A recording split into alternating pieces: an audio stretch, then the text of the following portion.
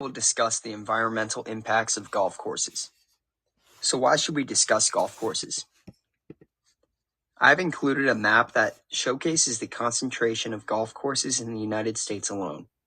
This map was shocking to me, even though I'm an avid golfer and am familiar with the popularity of the game. With this being said, I was unaware of how much space golf courses take up collectively in our country. Because of this massive presence of golf courses, their environmental problems can grow to damage large ecosystems. Some main issues that these golf courses present and the topics that I will discuss in this presentation are that golf courses occupy vast amounts of land and require significant amounts of resources like an abundance of water, chemicals, and energy. Understanding these impacts will help the golf world modernize their game in an eco-friendly way. Water consumption is a massive problem for golf courses. Golf courses use massive amounts of water for irrigation, water features, and regular water use for golfers like bathrooms. A typical 180-acre golf course uses approximately 200 million gallons of water each year. This is enough to supply 1,800 residencies with 300 gallons of water per day. The graph I included shows how golf course water use compares to agricultural use and the rest of the public water supply. Golf is by far the largest user of water besides for watering crops. Excessive water use for irrigation can deplete aquifers, reservoirs, and rivers, impacting local communities and wildlife. In many cases, this leads to habitat destruction and reduced water availability for agriculture and other essential uses. The 30 or so golf courses in Salt Lake County of Utah drink up around 9 million gallons of water a day to stay pristine. This is more than 13 Olympic-sized swimming pools, from CNN. Pesticides and fertilizers that golf courses use pose another problem. These chemicals are used to maintain the uniform appearance of greens and fairways. These chemicals are used to control weeds, insects, and disease, as well as to promote healthy turf growth. The main problems that these chemicals bring is that when it rains or when watering is excessive, these chemicals are carried off the course and run off. This runoff can flow into nearby streams, rivers, lakes, or groundwater sources, which introduces toxic substances into the environment.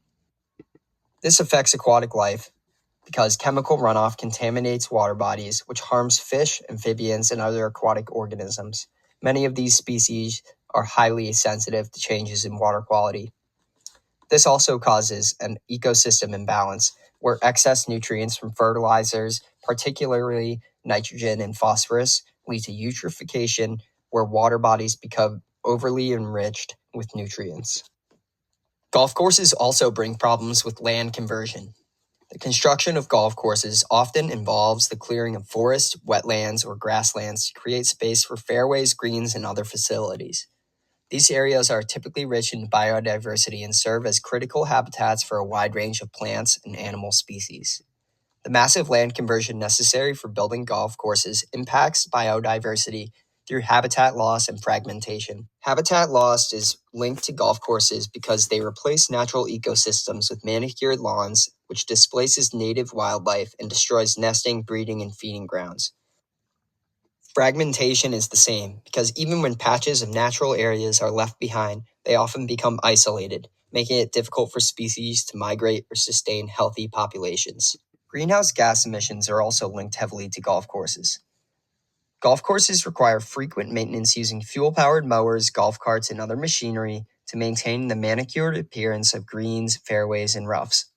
This equipment contributes significantly to the greenhouse gas emissions through the combustion of fossil fuels.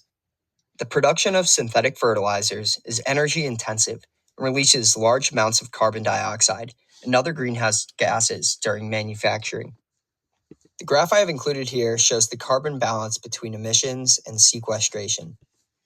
Most golf courses are carbon positive, meaning that they put out more emissions than the grass is able to absorb.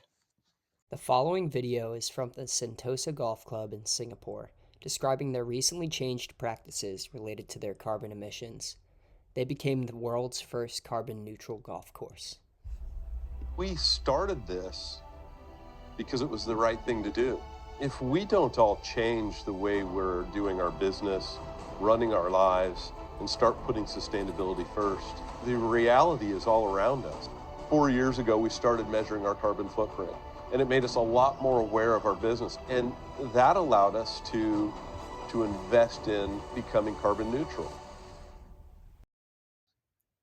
There is some promise for the game that I and many others love. With these possible solutions, we can reduce environmental harm that is linked to golf courses. By replacing synthetic fertilizers with organic options, we minimize the release of greenhouse gases during fertilizer production and reduce harmful chemical runoff spills. Studies have shown that the application of organic fertilizer reduced nitrous oxide emissions by 58.1%, while the application of inorganic fertilizer significantly increased nitrous oxide emissions from farmland from 19.7% to over 100%. Another way to increase golf sustainability is to restore unused sections of the golf course to natural habitats. Returning unused or underutilized areas to forests, wetlands, or meadows promotes biodiversity and provides habitats for native species. Switching to native grasses can also significantly reduce water usage, as these grasses are adapted to the local climate and require less irrigation. Native grasses can reduce water consumption by up to 50 to 75% compared to traditional turf grass. And restoring natural areas can take out up to 1 ton of CO2 per acre annually, while supporting endangered wildlife. Another way to increase golf sustainability is implementing modern golf irrigation systems. Smart irrigation technology such as moisture sensors and automated sprinklers ensures water is used efficiently and only when necessary. Smart irrigation systems like the Rainbird golf pump can lower water usage by 20 to 40%, which conserves valuable resources. Top courses like Pinehurst No. 2 are already making changes to become more sustainable. By eliminating over 40 acres of turf grass, Pinehurst now relies on native wiregrass in sandy soil areas that require significantly less irrigation. The reintroduction of native grasses and plants has also created habitats for local wildlife, including birds, insects, and small mammals. These changes both increase the biodiversity in the area and reduce the water consumption by an estimated 50%, which set a benchmark for sustainable golf course management, turning Pinehurst No. 2 into an example of how golf courses can coexist with nature.